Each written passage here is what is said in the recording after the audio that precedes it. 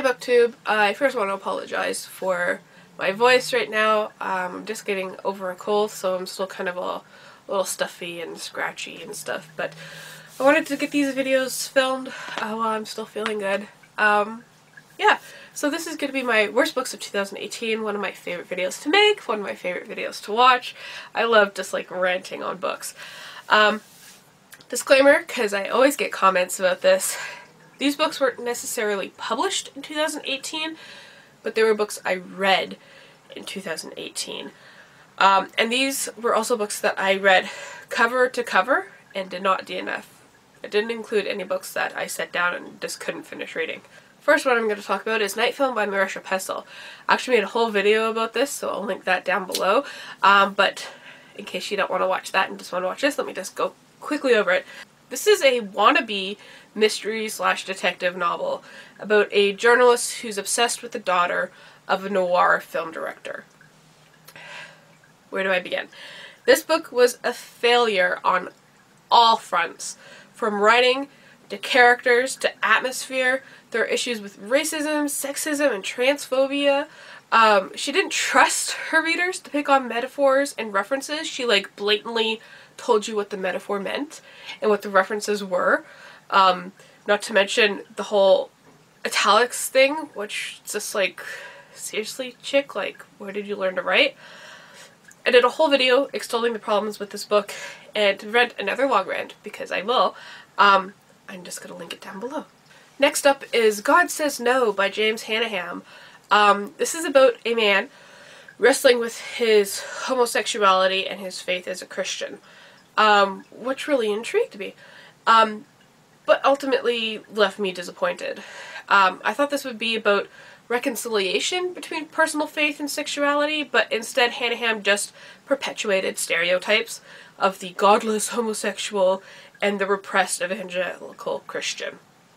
So the story ultimately felt pointless because nothing connected the different chapters and different scenes together. It was just kind of like, this happened over here, this happened over there, this happened here, and at the end, nothing changed. Just, you know, felt inconsistent, and the writing was very subpar. Next up is The Painted Bird by Jerzy Kosinski, and I went into this actually liking it, but eventually, about like 3/4 through, I was just fed up.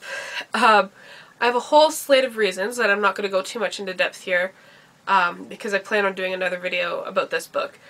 But let me just say that I, and many other readers, were led to believe that this was a semi-autobiographical story of a young boy who was tortured by villagers in Eastern Europe during World War II, because they either thought he was a Jew or a gypsy.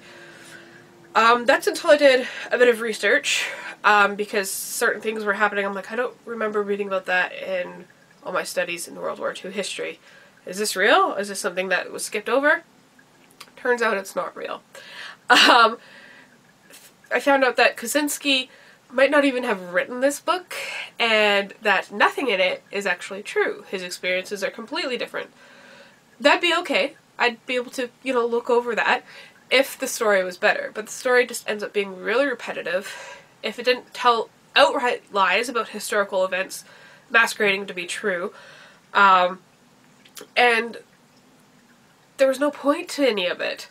It was just the same story over again, like, oh, here, I'm gonna run away to another village and get tortured in a new way.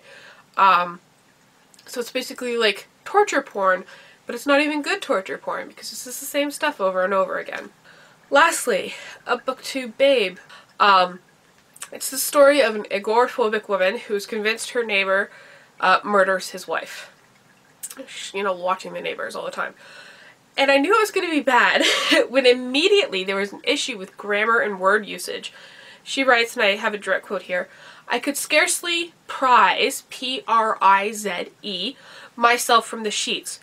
When the word that she's thinking of is prize, P-R-I-E-S, but even if she meant that word, she's using the wrong tense.